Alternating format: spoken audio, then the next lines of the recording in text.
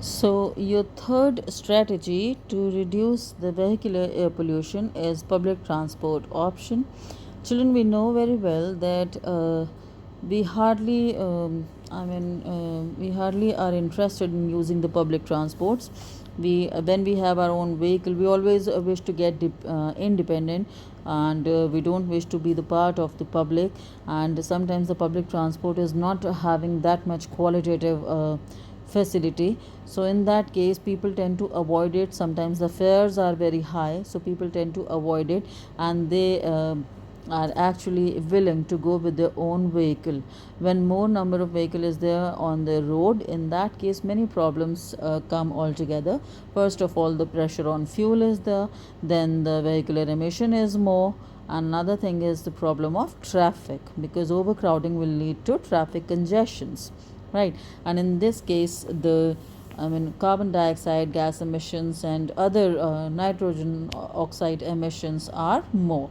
So when we use the public transport option, how it is advantageous? First of all, large number of people can be taken all together at once. Like when a bus is going from one place to another, it can take around 60 or 70 passengers at once, so large numbers of people can be transported.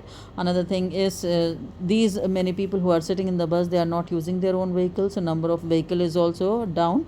In that case, you will say that the fossil fuel consumption is also reduced, air pollution levels will also come down. And then this is a cost effective method. Why? Because public transport fares are comparatively cheaper if you compare them to the fuel that you are filling in your car or your own vehicle. Apart from this, the oxides, reduction in the emissions of oxides of the greenhouse gases. So this is something which will be resolving the problem of global warming again. And when less number of vehicles are there on the road, in that case the traffic congestion problem is also sorted out, right children? But sometimes you might be asked that what are the problems with public transport options. In that case, you may say that first of all, the fares are sometimes they are not afforded by all. Another thing is the buses are not very hygienic or very good conditioned. Or sometimes the frequency, every hour, suppose if a bus is moving every 15 minutes from one destination to other, so in that case, like metro, all of us are actually using metro nowadays, because it is in short intervals, it is repeating the track. But so the frequency of the public transport is somewhat a problem, and if this can be resolved, then people might get diverted to use of public transport options. And the last one, second last one, is traffic management. I know that this is there in your copy. You must have written that computerized signals on the crossing, and then u-turn, sharp u-turn should be avoided by the vehicles, because this is something which cause traffic congestion. And then use of different lanes, because we know that we have different sizes for the vehicles. Large sized are buses and trucks, and then you have the cars, all sizes of cars are also there, two wheelers are there, and then pedestrians are also there. So different special lanes should be there, so that one sized vehicle is running one after another, and there is not a congestion kind of stuff. And then another thing is that the timing should be different to reduce the congestion. Like you must be knowing that in the morning till after 10 a.m. the trucks are not supposed to be there on the within the city area, because that's the peak time for office hours and school hours, so it's not allowed to for the trucks to move there. So this is the change in the time for heavy vehicles to get into the city, just in order to avoid that sharp congestion, right? Then another thing is the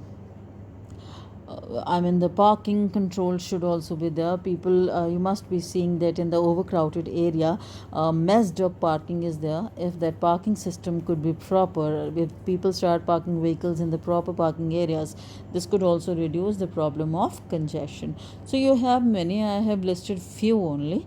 But I hope you people understand that traffic management is necessary for reducing the air pollution, because more your vehicle is stuck up in the congested area. And if your vehicle, it is always recommended to switch off the engine, but everyone doesn't do that. So engines are on and you are stuck up on one at one place. So in that case, this is the pressure on fuel, and also the emissions are also higher. And here comes the last one, that is my area of concern, that's economic policies. In your book, let me tell you what is the problem that I basically feel.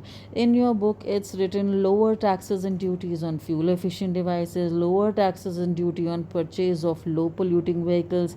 I mean, it's all about lowering the taxes every time. Right, we can't do that every time. We cannot talk about one and the single point repeatedly. So I have a collection here.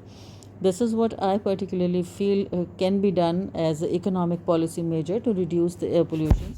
First of all, okay, we are using the point lowering the taxes and duties for fuel efficient vehicles and low polluting vehicles. So those people who are using fuel efficient vehicles, 4-stroke engines, and low polluting or hybrid vehicles which are not causing much pollution, in that case taxes and duties should be lowered for them, right? Another thing is slash prices for fuel efficient vehicles. Slash prices will encourage the people to buy fuel efficient vehicles. Sometimes just because of that inaffordable condition, the people don't go for those fuel efficient vehicles. So if they become slightly cheaper, people might be encouraged to purchase them, right? Then strict implementation of law is actually the first and foremost requirement in a country like India. So stricter the law, people will start following it. A few days back, we must have seen there was a law for, I mean, that seat belt. It was charged 5,000 rupees if you are not putting up the seat belt. So by the time it was strict, everyone was following it, but in due course of time, it was all in vain. But strict implementation of law is if every traffic police individual is following this implementation strictly, so in that case people will be back on track. Then you have the answer, regular monitoring of ambient air quality. Ambient means surrounding, and air quality is how much pollution is there in the air.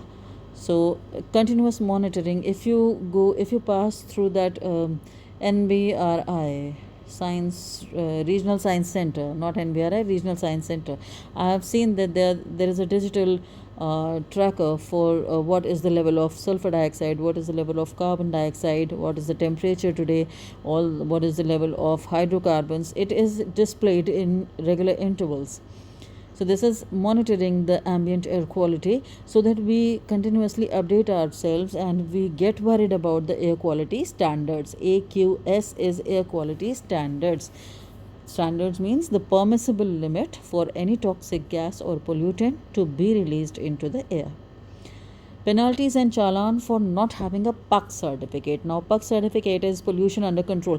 Many of your family members must be knowing this PUC certificate. Either it can be taken from the registrar's office, or it can be taken from that petrol pump stations, right? There you can get this pollution under control certification, and this certification gives you the authenticity that your vehicle is following all the pollution control standards, right? Awareness through campaigns and media. People should know more about the pros and cons of air pollution, so that if you repeat something continuously in front of people, at least few of them would be following what you are trying to say. Discounts and subsidies for following an eco-friendly mode. In that case, if a person is continuously getting the pollution under control certificate, the person is going for a regular maintenance, regular servicing of the vehicle, not using unleaded petrol, sulfurless petrol. So these are the things which are eco-friendly strategies. If people are going for this, they should be provided with discounts and subsidies. Slashing the fares of public transport. I told you that the quality, the frequency, and the fares, if these are improved, in that case people would be encouraged to use them. Easy availability of alternate fuels. Now sometimes you people, this is CNG, mistyped, I'm sorry, that is CNG. Children, if you see those who are having a hybrid vehicle where petrol and compressed natural gas, both are the options. In that case, CNG filling stations are very much distant. You don't find them frequently. So at least if you are going for alternate fuels, First of all, their availability should be very much easier and their cost should also be very much reasonable. As of now, alternate fuels are slightly expensive than petrol. Release of new models of vehicles with confirmation of Bharat stage emission standards. Now, you please listen to me very carefully. What am I trying to say? What are these Bharat stage emission standards? Children, in Europe, there are Euro standards. Initially, it was Euro 1 and Euro 2, depending upon, what are the, whether the vehicles are gasoline driven or what kind of pollutant they are releasing, up to what extent the pollutants are released, right? Carbon monoxide concentration, carbon dioxide concentration, oxides of nitrogen concentration. So, depending upon these, in Europe, the gasoline driven vehicles were continuously, the vehicles were updated to, their engine was modified up to such level so that their pollution, the emission extent can come down. On that same Euro standards, India has started with Bharat stage. Initially, we were also having Bharat stage 2 and Bharat stage 4, depending upon 2-stroke engines are there on the road or 4-stroke engines are there on the road. But let me tell you, now it is Bharat 6. So, Bharat 6, if I am telling, I am referring to all those new models which are coming in the market, in the showrooms. These are equipped with Bharat 6 standard updation.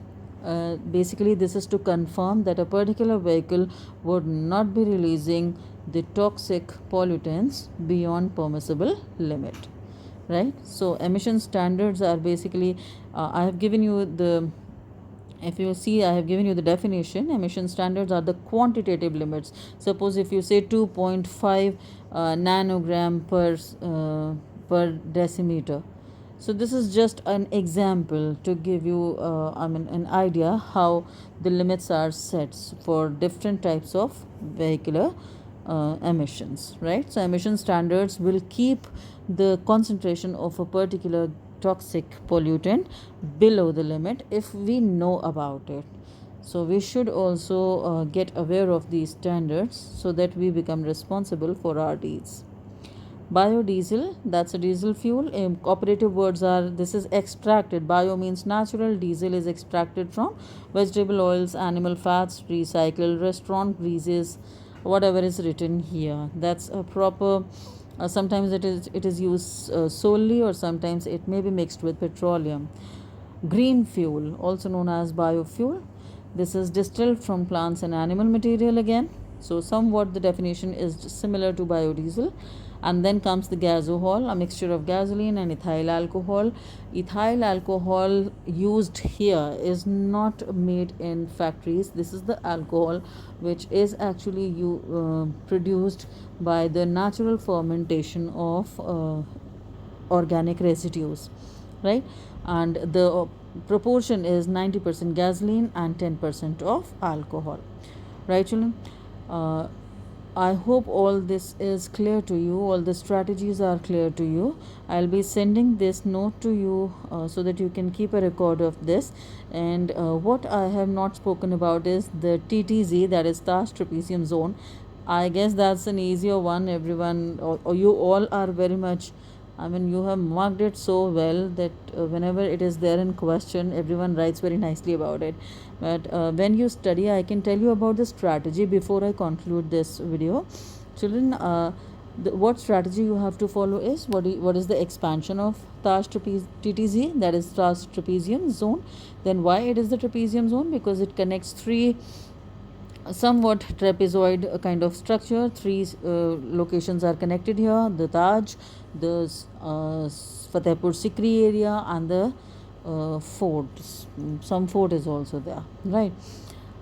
Three things are connected. Then you have to go with what are the government instructions for the industries which are set up around Taj, green belt and all. No sulfur, no coal fuels are supposed to be used and all.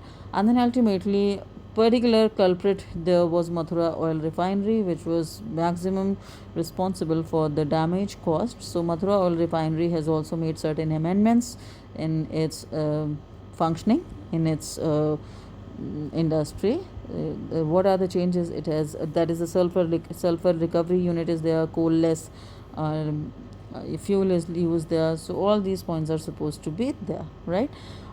Rest everything is covered up in air pollution. If you have any queries, kindly ask me by sending a message, or you may ask me in the live class. Thank you.